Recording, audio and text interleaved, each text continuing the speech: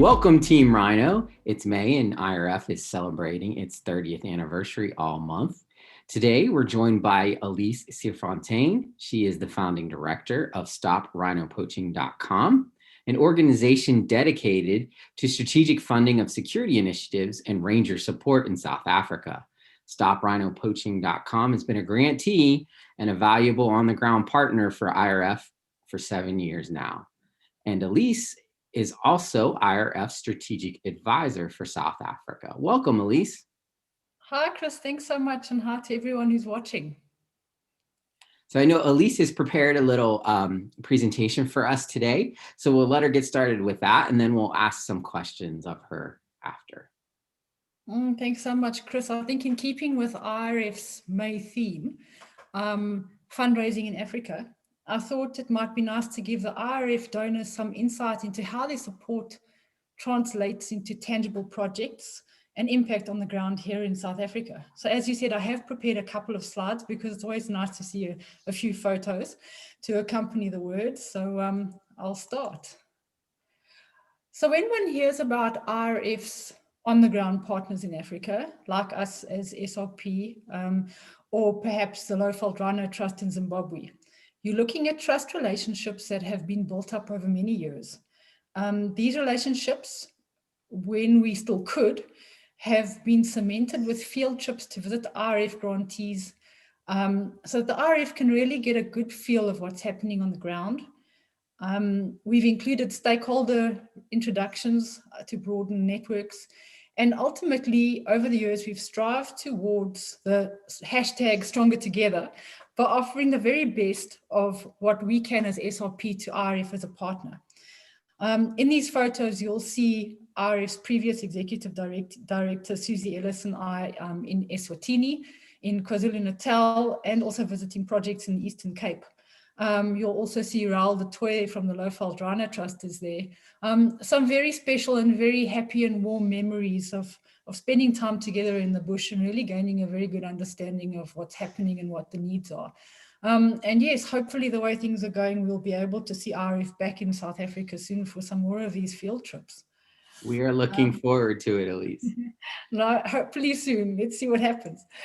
So a question that we as SRP get quite a lot from our donors is, how do we select our projects to support when there really is so much need?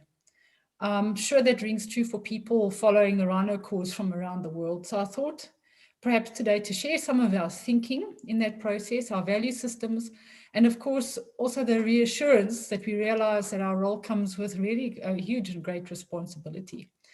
So how do we identify projects to support? Basically, it will start with a Rhino reserve. It's very important for us to have a very good feel and to know the landscape in South Africa. Again, many years of experience in knowing who's who and who's doing what. From there, we'll have a look at the population. We usually prefer to support reserves that have got an excess of 50 animals. Preferably those that have got black rhino, or we'll also have a look at helping maybe a cluster of smaller reserves that are working within a security zone, therefore working together, sharing information, etc. We'll have a look at are they conservation minded? What's their management attitude? What type of investment have they put in by themselves? Are they informed? It's really important to us that we support reserves and personnel and reserve managers and rangers who really do keep informed as to what the threats are and what the current threats are and what the real situation is out there. We look at their long-term commitment, we look at their vision, we look at their accountability. And then on top of that as well, very important, are they credible? Are they like-minded? What impact factor are we likely to have? And then also, what's the strategic reach? When one's putting funding in, you need to know or make informed decisions beforehand of what it is that you're wanting to achieve. And then on top of that, how much of this can be translated into other areas as well. So we'll develop a relationship with that area based on their openness to share sensitive information, and requirements. And again, this is where a long history comes in of having a very good reputation here in South Africa and reserves feeling that they can confide in us. We start small. We'll look to see what we can help with and where we can help. And that'll enable us to get a very good idea of what the needs are. For example, existing projects. Sometimes we found in some areas that there are really, really good existing projects that just need an extra cash boost or an extra amount of support. Or what's happened is we've been successful in rolling out a number of projects around the country and simply duplicate those projects into new areas. Do they need us to help identify specific gaps? Do they need us to bring in experts for new thinking, et cetera, et cetera? So it's really to drill down and see what those needs are and where we can help or where we can bring others in to help. We also try and give a layer to our support in giving the reserves access to best thinking practices, subject matter experts, et cetera. We give them access to our knowledge sharing groups.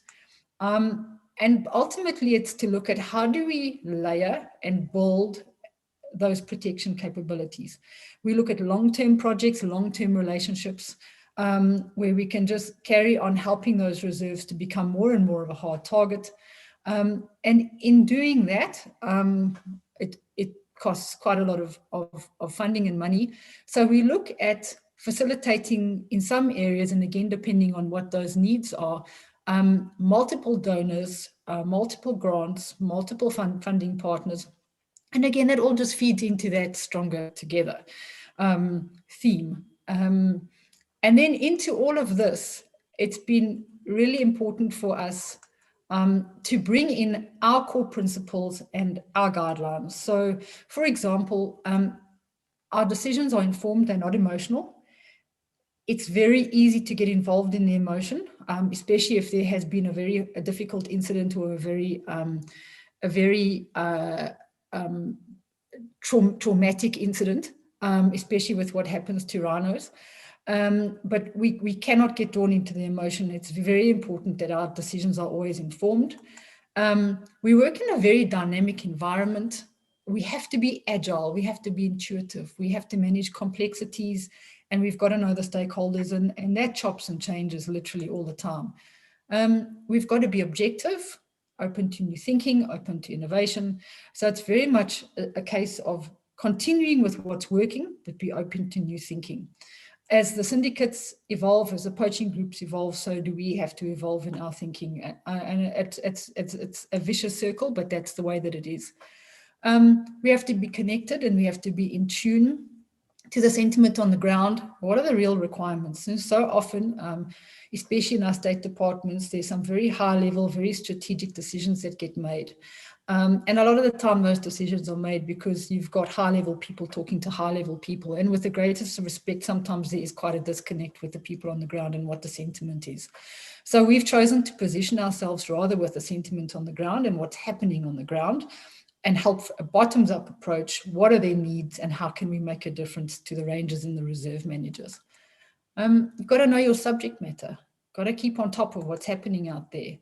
Very important to never assume that you know everything. Always reach out to experts. Trust relationships are everything. And with that, what's been incredibly important for us, especially in South Africa, where for so many years we've had so many groups coming in making so many promises, we drive outputs and we are fanatical about delivering. So when we get involved with a reserve, it's not going to be lots of empty promises. Things are going to happen. So over our 7 years of involvement with the IRF, IRF's grant support relationships are everything, and StopRhinoPoaching.com is really all about driving outputs and delivering. Over the years, we've had so many groups coming in, making reserves, so many promises on what they can deliver, which has led to a lot of frustrations as well. So when we get involved in an area and the reserves know it, we're committed in the long run, and we are going to push those outputs, and we are going to deliver for them. So over our 7 years of involvement with the IRF's grant support from the viewers, the donors, the amazing efforts of the IRF team, there's been an amazing contribution and an enormous contribution to supporting and sustaining rhino protection efforts here in South Africa. From building ranger bases to technology investments like camera systems, digital radio systems, building canine capabilities, so that's tracking dogs, detection dogs, dog handler training, equipment, dog food, ranger training, skills upliftment, investing in the rangers to do their work to save rhinos to the best of their abilities, but at the same time keeping themselves safe in the process. Ranger wellness, salaries, keeping ranger jobs, especially now during COVID, and ensuring that the reserves could actually sustain their security efforts. But just as importantly, ensuring that rangers could carry on providing for their families during such difficult times. And then, of course, there's RF's core support to SRP, which means that we can carry on doing what we are doing to help from our side. So here again, just a couple of photos over the years of some of the RF support, which, as I said, has been really incredible, and across such a wide variety of capabilities, which has really been amazing. So even though we are going to carry on chatting, I think just to really extend our most grateful thanks to the RF team and everybody that supports RF. At the end of the day, we as NGOs and as donors, I think are all part of a much wider network of people who are here to support the efforts of the rangers, of the managers and the conservation staff who really are giving their all and more to save the rhino. So a very big thank you, and Team Rhino all the way, thank you. Thanks, Chris. I'm going to end my presentation. Thank you, Elise. And, on behalf of Team Rhino, please, when you're out in the field, thank all the rangers that are on the front lines and doing the hard work to protect rhinos as well. No, absolutely. Thanks, Chris. So, Elise, you spoke of ranger training and skills development, and IRF supports SRP's legal ranger training. Can you tell us a little bit more about that program?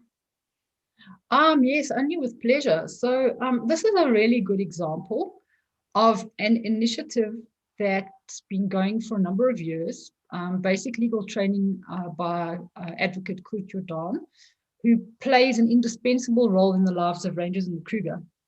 We've simply taken a really good recipe and we've started sharing this recipe with reserves around the rest of the country. So the training covers aspects like principles of private defense, rules of engagement, how to conduct an arrest, constitutional rights, what to do after an armed contact, etc. So the real realities of what rangers face when protecting rhinos. And this training gives them the confidence to perform their duties within the laws of our country, often in very life-threatening scenarios and situations. So all of us will cheer when there's been an arrest, but honestly, it's a really lengthy legal process that is fraught with all sorts of legal technicalities. And if those legal technicalities are not meticulously adhered to, it often results in the case being thrown out of court.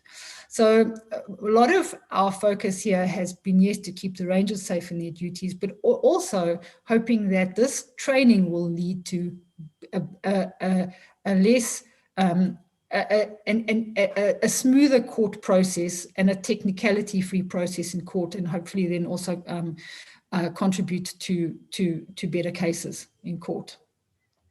That's great. And, as you said, it's very important that we carry this through the legal process so that, we secure prison terms for poachers.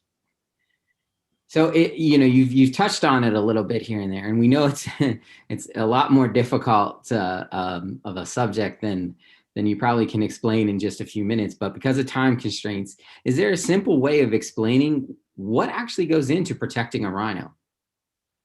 Sure. I think unless you've been there and you've seen it, it doesn't really sound like it's so hard.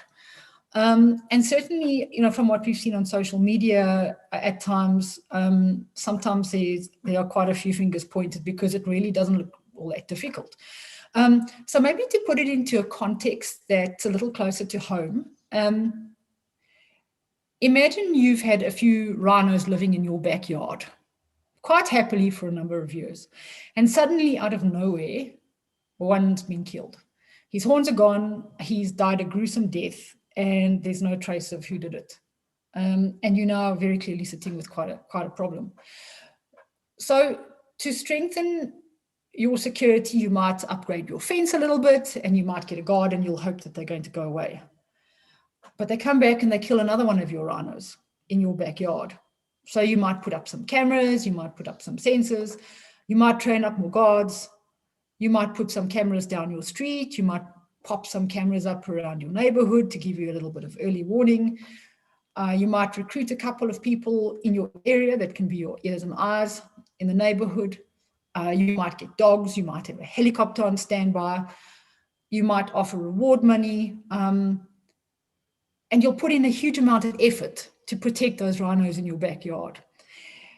And then you might hear that your neighbor has suddenly become involved, or you might hear that one of your guards have become involved. And you'll realize that people that are really close to you are busy betraying you. And that takes things to a whole new level. So you'll probably spend nights out in your garden, armed, and all the time, you're just trying to keep your animals alive. And then you'll hear that they want to get rid of you, or you'll hear that they want to hurt your family because you're a threat. And it's just this crazy vicious circle of then putting up more and more security around your house to now protect yourself and to protect the safety of your family. And eventually your whole life, your peace is completely consumed with where and when and how they're going to hit next, and will you be able to stop them? And then you multiply this whole scenario with what you've done in your backyard to secure your rhinos and what you've done in your neighborhood. And you imagine the pressure of protecting thousands and thousands of hectares of land. And suddenly, maybe with that type of situation and scenario, you realize it's not that easy at all. That was an excellent description of how these things escalate and grow. And as you said, it's a vicious circle. Thank you for sharing that. That was a wonderful explanation. I have to ask you, is it hard being this close to this situation for so many years? Chris, yes, for sure. Certainly one is exposed to things that are very hard to see or very hard to know. There are days when one has quite a level of anger and frustration. I think the worst for me is always when people of trust betray that trust and get involved, and the betrayal there is always very hard to process. And you can be broken by all of these things, or you can just try and really, you have to place it really, really quickly, and you have to carry on going. And those type of situations need to feed your determination to carry on making a difference and to carry on supporting. And I think as well is that, you know, what we face is absolutely nothing compared to what the rangers face, what the reserve managers face on a daily basis. And how much resilience they've had to build up over the years is truly humbling. And funny enough, what I've also seen on those really dark days and those gloomy days is that there'll always be an email from somebody to say, hi, we love what you do. Thank you so much for everything and for trying so hard for the rhinos. Or there'll be somebody that'll send a message to say, hi, it was my dad's birthday and here's 500 Rand. You know, we know you're going to put it to great use. So there's always that flip side that you see the absolute worst of what humans can do, but at the same time, you're seeing the absolute best of what people are giving. And it's those little messages and working with the likes of IRF and people out there that stay positive, that have got a smile on their face. It really does make a difference, and it's a huge motivation. And I think as well, it's a message that we take into the projects and the reserves that we're all supporting together. And when we say to those rangers, this support and what we're doing here is saying this to people around the world who believe in who you are, they believe in what you're doing, and they want to carry on making you the best ranger that you can be. It's incredible to see their reaction to that too. So yes, the days are difficult sometimes, but we've got to carry on going. That's a very good transition. As you know, IRF is celebrating its 30th anniversary, and we're taking a look back at past, taking a look at present, as you just did. I wonder if I can ask you to take a look at the future. What do you see ahead for South Africa and its prized rhinos?